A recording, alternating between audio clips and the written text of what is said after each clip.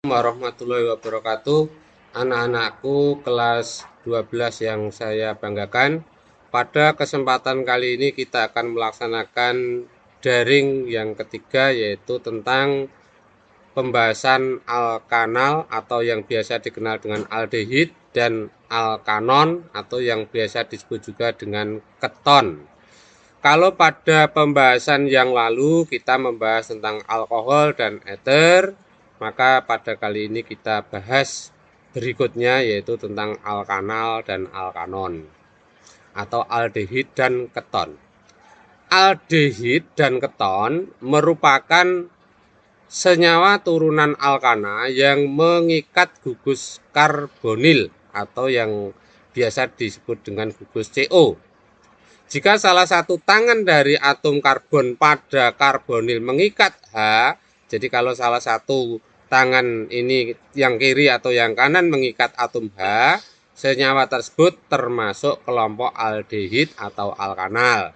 Jadi ini rumus strukturnya seperti ini. Jadi kalau CO itu mengikat satu atom H, maka jadinya adalah alkanal atau aldehid. Sedangkan kalau CO itu mengikat R, ya seperti yang kanan, jadi hanya diganti dengan R aksen, maka akan berubah menjadi alkanon atau keton.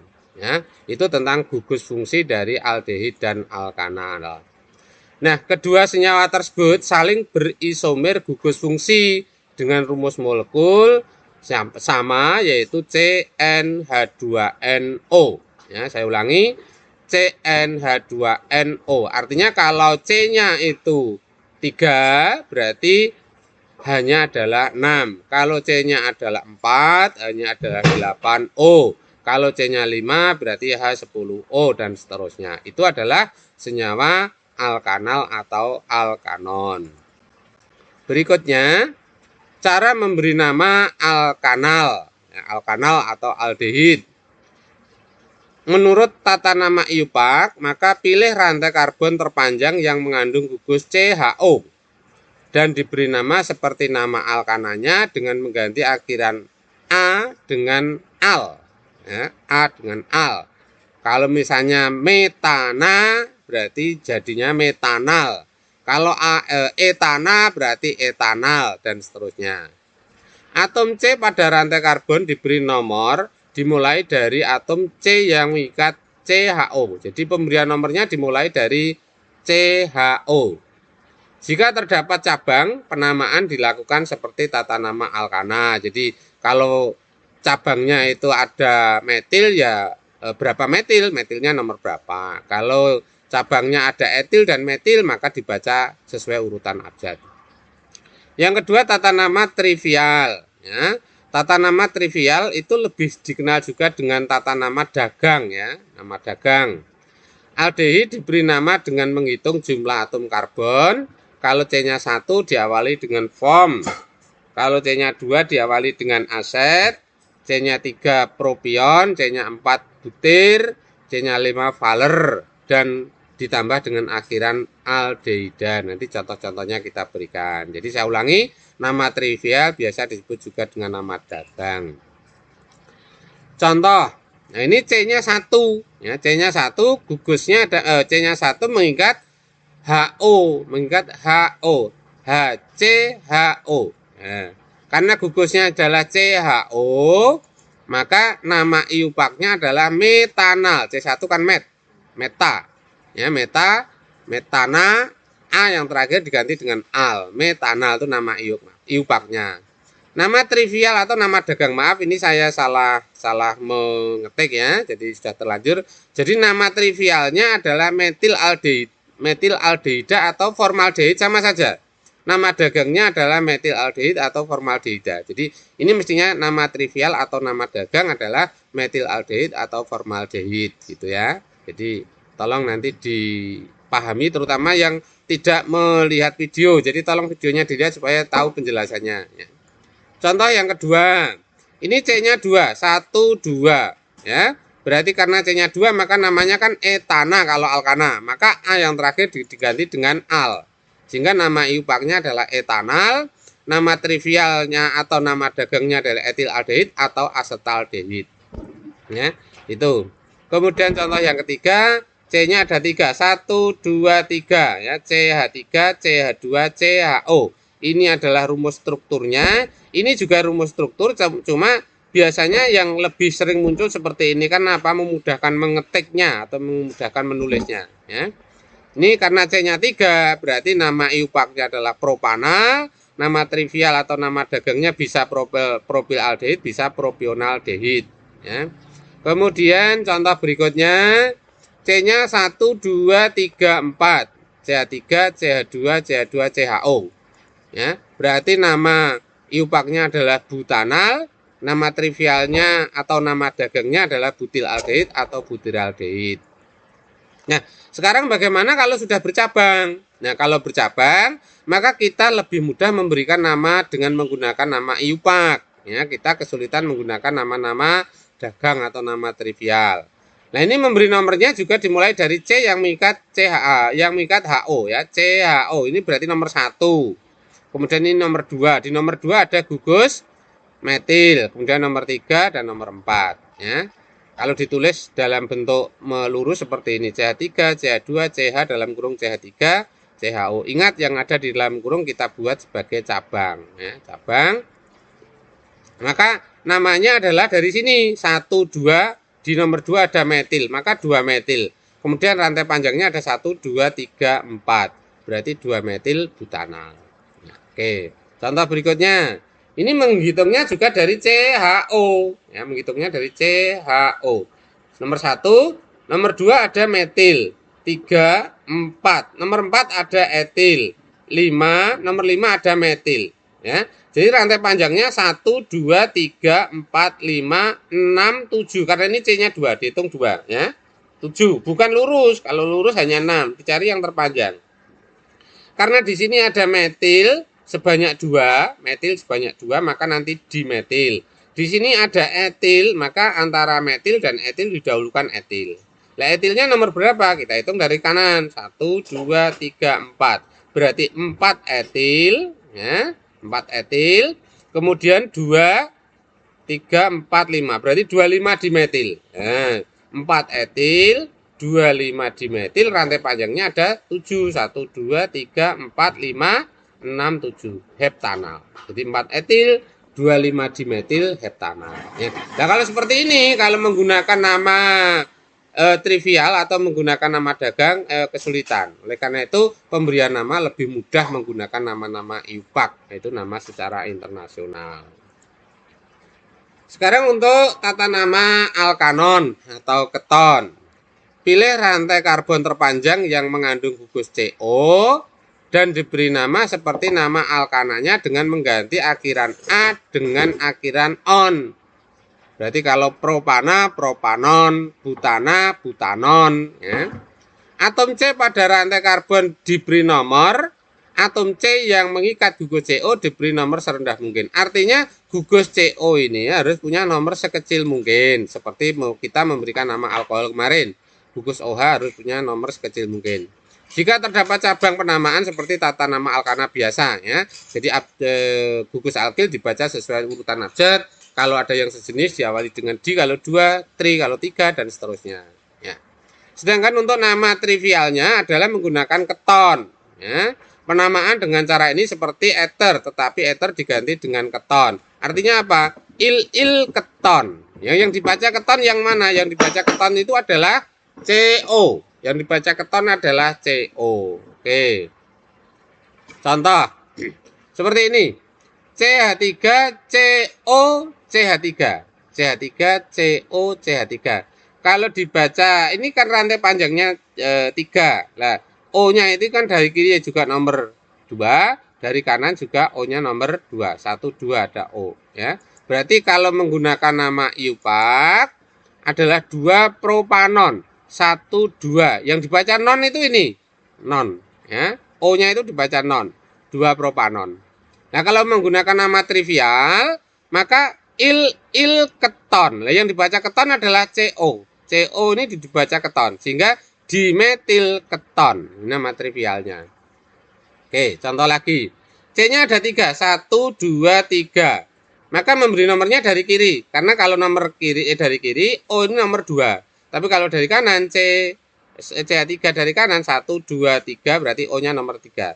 Maka memberi nomornya dari kiri. 1, 2. Ya, di 2 ada non. Nah, C-nya ada berapa? Ada 4. Berarti 2 butanon. Kalau ditulis dalam rumus yang lurus seperti ini. CH3, CO, CH2, CH3. Ya. Jadi namanya adalah kalau menggunakan nama IUPAC adalah 2 butanon. 1, 2 ada non. Kalau menggunakan nama keton, maka ini metil, ini etil. Yang C yang kanan, R yang kanan ada etil, R yang kiri metil. Maka dibaca etil dulu sesuai urutan abjad. Etil, metil, keton. Oke. Contoh berikutnya. Nah, ini C-nya ada 1, 2, 3. Karena ini C-nya 2, berarti dihitung 2. 1, 2, 3, 4, 5. Berarti C-nya ada 5. Lah nonnya nomor berapa? Kita hitung. Kalau dari kiri 1, 2, 1, 2, 3. Nonnya nomor 3. Kalau dari kanan 1, 2, 3. Nonnya juga dari nomor 3. Berarti kalau begitu boleh dari kiri, boleh dari kanan. Ya. Kalau ditulis lurus C25, CO, CH2, CH3. Ya. Berarti kalau begitu nama IUPAC-nya adalah 1, 2, 3. Berarti 3 pentanon karena C-nya ada 5. 1, 2, 3, 4, 5. Nah, nama trivialnya yang dibaca trivial adalah CO. CO ini baca keton. Ya, CO itu keton. Sehingga il keton. Lah, ilnya sama, ini etil. Maka dietil keton. Oke. Contoh berikutnya. Nah, ini C-nya ada 1, 2, 3, 4, 5, 6. Ada 6. Ya, kalau ditulis lurus seperti ini, C25, CO, CH2, CH2, CH3. Kalau dihitung dari kiri 1, 2, 3. Nonnya nomor 3. Kalau dihitung dari kanan 1, 2, 3, 4. Berarti nomor 4. Maka menghitungnya dari kiri. Berarti kalau begitu nama IUPAC-nya dari 3 heksanon. Karena C-nya ada 6. 1, 2, 3. Ada non. 4, 5, 6. 3 heksanon. Ini nama trivialnya. Ini etil. Ini propil. Berarti etil propil keton. Oke. Contoh berikutnya. 1, 2, 3, 4, 5, 6. Sama. C-nya 6. Cuma ini nonnya nomor 2. Ya, nomor 2. Berarti 2 heksanon. Karena C-nya ada 6. 1, 2, 3, 4, 5, 6. Berarti 2 heksanon. Nama trivialnya ini metil. Yang kanan ada C4. Berarti butil. Butil dengan metil dulu butil. Maka nama trivialnya butil metil keton. Berikutnya, nah ini kalau sudah bercabang seperti ini, kita kesulitan memberi nama trivial. Kita lebih mudah menggunakan nama IUPAC. Ya. Kalau rantai panjangnya ini saya beri warna merah, berarti 1, 2, 3, 4, 5, 6, 7, 8. Tetapi memberinya nomor dari kanan karena O-nya lebih mendapatkan nomor lebih kecil kalau dari kanan. Jadi 1, 2, 3. Jadi nomor 3 ada non, maka nanti 3 non. Nomor 4 ada metil, 5, 6. Lah 6 ini ada 2 gugus alkil, yaitu etil dan metil. Ya, maka etil didahulukan dulu. Oke. Berarti nama IUPAC-nya adalah 1, 2, 3, 4, 5, 6. 6 etil, kemudian 4, 6 dimetil, 3 oktanon. Jadi nonnya nomor 3. Rantai panjangnya ada 8 adalah okta. Ya. Itu untuk rantai bercabang yang cukup banyak. Kita lebih mudah menggunakan nama IUPAC. Berikutnya isomer gugus fungsi. Nah, tadi sudah disampaikan bahwa alkanon atau keton dan alkanal atau aldehid adalah rumus molekulnya sama. Karena rumus molekulnya sama, tetapi gugus fungsinya beda, maka dikatakan berisomer gugus fungsi.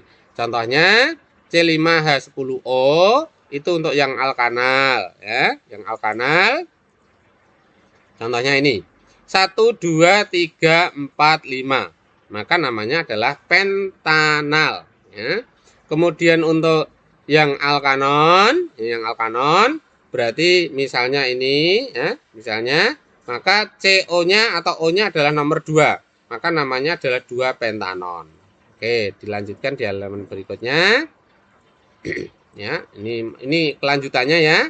Sekarang yang nomor 2 ya, untuk C5H10 tadi pentanal, sekarang 2 metil butanal 1 2. Di nomor 2 ada metil. C-nya ada 4. 1 2 3 4. 2 metil butanal ya. Kemudian yang nomor 3 ada 1 2 3. Nomor 3 ada metil, berarti 3 metil butanal. Kemudian yang nomor 4 ada 1 2. Di nomor 2 ada metil, ada metil. Ya, metilnya ada 2, maka dimetil. Berarti 22 dimetil propanal. Itu untuk yang alkanal. Berarti untuk C5H10 untuk alkanal isomernya ada 4 ya. Jadi pentanal, 2 metil butanal, 3 metil butanal, dan 22 dimetil propanal. Oke, untuk yang alkanon tadi sudah 2 pentanon. Nah, sekarang berarti nonnya di nomor 3. Berarti 3 pentanon ya. 1 2 3, di sini ada non 3 pentanon. Ya.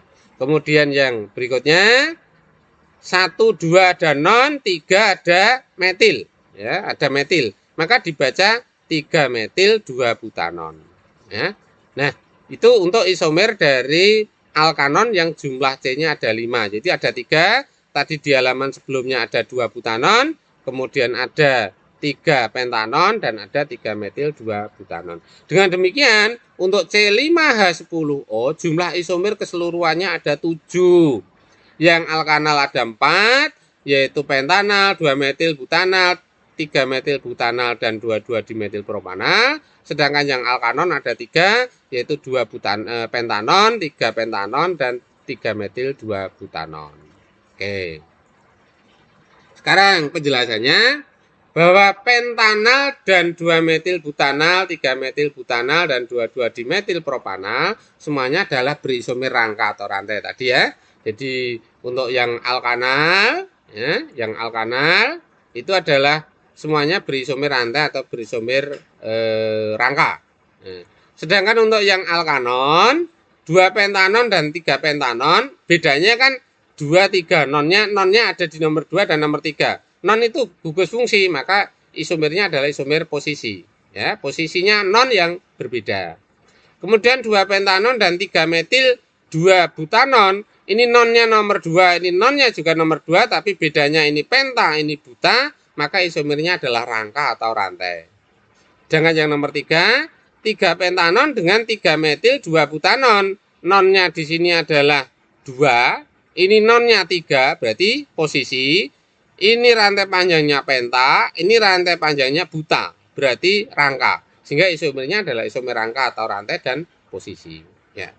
Kemudian berikutnya, antara alkanal dan alkanon itu berisomer gugus fungsi. Jadi pentanal, 2 metil butanal, 3 metil butanal, 22 dimetil propanal, itu semuanya berisomer gugus fungsi dengan 2 pentanon, 3 pentanon, 3 metil 2 butanon, dan ya itu. Dengan demikian pentanal itu isomer gugus fungsinya ada 3, yaitu 2 pentanon ya, 2 pentanon, 2 pentanon, 3 pentanon, dan 3 metil 2 butanon. Itu isomer gugus fungsi dari pentanal. Isomer gugus fungsi dari 2 metil butanal juga ada 3. 2 pentanon, 3 pentanon, 3 metil 2 butanon. Demikian juga isomer gugus fungsi dari 22 dimetil propanal. Juga ada 3. 2 pentanon, 3 pentanon, 3 metil 2 butanon. Untuk isomer gugus fungsi dari 2 pentanon ada 4. Pentanal, 2 metil butanal, 3 metil butanal, 22 dimetil propanal. Isomer gugus fungsi dari 3 pentanon juga ada 4. Pentanal, 2 metil butanal, 3 metil butanal, 22 dimetil propanal, dan sebagainya ya. Itu. Lanjut. Sifat fisis aldehid dan keton. Nah, aldehid suku tinggi merupakan zat kental dan berbau enak sehingga sering digunakan untuk campuran minyak wangi. Yang kedua, untuk jumlah atom C yang sama, aldehid mempunyai titik didih dan titik leleh relatif lebih rendah daripada keton. Yang ketiga, keton suku rendah berupa zat cair yang mudah larut dalam air dan berbau menyengat. Keton suku sedang merupakan zat cair yang sukar larut dalam air, sedangkan keton suku tinggi merupakan zat padat. Yang 4, cairan aseton mudah menguap dan beracun serta dapat menyebabkan matinya saraf. Kelima, aldehid dan keton berbau menyengat dan mudah menguap, mudah melarutkan senyawa nonpolar serta tidak larut dalam air. Itu sifat-sifat bisnis dari aldehid dan keton. Reaksi terhadap aldehid, ya, reaksi-reaksi. Yang pertama bahwa aldehid bisa mengalami reaksi oksidasi. Jadi aldehid kalau teroksidasi akan berubah menjadi alkanoat. RCHO berubah menjadi RCOOH, ya, teroksidasi menjadi alkanoat. Aldehid juga bisa mengalami reaksi reduksi, yaitu dengan menggunakan reagen Fehling. Nah, inilah yang digunakan untuk membedakan antara aldehid dan keton. Aldehid dengan reagen Fehling CuO itu akan dihasilkan RCOOH dan Cu2O. Nah, inilah yang berupa endapan merah bata. Jadi taunya itu aldehid kalau ditambahkan reagen Fehling menghasilkan endapan merah bata. Yang kedua dengan reagen Tolen. Aldehid dengan reagen Tolen yaitu Ag2O itu akan menghasilkan RCOOH plus Ag yang berupa endapan. Nah, ini membentuk cermin perak ya, seperti lapisan kaca cermin yang bagian belakang itu ya. Itu. Jadi taunya itu aldehid kalau ditambahkan tolen ada menghasilkan cermin perak. Oke. Reaksi aldehid dengan reaksi Grignard ya, yaitu aldehid kalau dengan reagen Grignard ini RMGX maka akan dihasilkan RC R aksen H dan mengikat OMGCl ya, dan seterusnya sehingga Anda bisa melihat reaksi-reaksinya ini. Nah, untuk tingkat SLTA reaksi Grignard ini jarang terjadi ya atau jarang dilakukan. Oke. Yang keempat, aldehid mudah bereaksi dengan HCN. Jadi aldehid dengan HCN akan dihasilkan RCHCnOH ya. Alkana yang mengikat gugus CN, cyanida dan mengikat gugus alkohol atau hidroksi. Oke, lanjut. Reaksi terhadap keton. Nah, reduksi. Tadi kalau aldehid, kalau direduksi menghasilkan, kalau reduksinya dengan reagen Fehling itu menghasilkan endapan merah bata. Tapi kalau keton dengan reagen Fehling tidak menghasilkan endapan bata. Tapi keton juga mengalami reduksi dengan LiAlH4. Ini dihasilkan alkohol, ya, dihasilkan alkohol sekunder, ya, itu. Keton tidak dapat dioksidasi oleh reaksi Fehling dan reaksi Tolen tadi ya, sudah saya sampaikan. Kemudian reaksi keton dengan reaksi Grignard ini bisa Anda amati dan bisa Anda lihat, ya. Ini walaupun jarang dipraktekkan di tingkat SLTA. Reaksi keton dengan HCN, keton juga bisa bereaksi dengan HCN menghasilkan sama dengan tadi, yaitu alkohol atau alkana yang mengikat gugus CN dan mengikat gugus hidroksil. Oke. Kita lanjutkan sintesa aldehid. Oksidasi alkohol primer. Jadi alkohol primer kalau dioksidasi akan dihasilkan aldehid. Reaksi ester dengan reaksi Grignard. Nih, ester dengan reaksi reagen Grignard akan dihasilkan aldehid, ya, itu. Itu untuk aldehid. Sedangkan untuk sintesa keton, oksidasi alkohol sekunder. Alkohol sekunder kalau dioksidasi dihasilkan keton. Artinya apa? Untuk membuat keton itu pun bahan bakunya adalah alkohol sekunder, ya. Destilasi kering garam alkanoat. Ini juga sama, garam alkanoat, ya. 2 molekul garam natrium alkanoat kalau didestilasi kering akan dihasilkan keton, ya. Itu untuk cara pembuatan atau sintesanya. Kegunaan aldehid dan keton. Aldehid, larutan formaldehid atau metanal 40% digunakan untuk antiseptik dan pengawet mayat. Nah, ini yang dikenal dengan formalin. Formalin itu adalah formaldehid dengan kadar 40%. Dimanfaatkan sebagai bahan baku untuk industri plastik, melamin, dan baklit. Ini formalin juga. Astaldehid atau etanal atau bahan baku polifenil astat ya, pembuatan PVA ya. Kemudian sinamaldehida, zat yang memberi aroma khas pada kayu manis ya. Jadi kayu manis pun itu aroma kayu manis itu ada yang alami dan ada yang sintetis. Keton, aston digunakan sebagai pembersih kaca. Hormon dalam tubuh manusia misalnya aldosteron dan sejenisnya merupakan senyawa keton. Oke, itu beberapa kegunaan alkanon dalam kehidupan sehari-hari. Terakhir adalah tugas KI3, tuliskan dan beri nama semua isomer dari molekul C6H12O. Kalau tadi yang saya contohkan adalah C5H12O, maka sekarang tugasnya adalah C6H12O. Caranya sama, diberi nama ya, kemudian diberi jenis isomernya, isomer apa saja. Kemudian yang kedua, sebutkan 5 contoh isomer gugus fungsi dari 3-metil 2-heksanon. Metil itu C-nya 1, heksanon berarti C-nya 6, berarti jumlah C totalnya adalah 7. Yang ditanya isomer gugus fungsi dari non adalah 0. Berarti kita mencari 5 contoh isomer ya berupa alkanal atau aldehid yang jumlah C-nya ada 7. Mulai dari apa? Mulai dari heptanal, ya, 2-metil heksanal, kemudian misalnya 3-metil heksanal, misalnya 3-etil pentanal dan seterusnya ya, jumlahnya 5. Itu semuanya adalah contoh-contoh isomer gugus fungsi dari 3-metil 2-heksanon. Demikianlah anak-anakku semuanya untuk daring kali ini. Tolong untuk dipahami, dicermati, kemudian dicatat, tugasnya dikerjakan sebaik mungkin sehingga nanti ilmunya bisa bermanfaat demi masa depan Anda. Jangan lupa videonya untuk di like dan di subscribe. Billahi taufik wal hidayah. Assalamualaikum warahmatullahi wabarakatuh.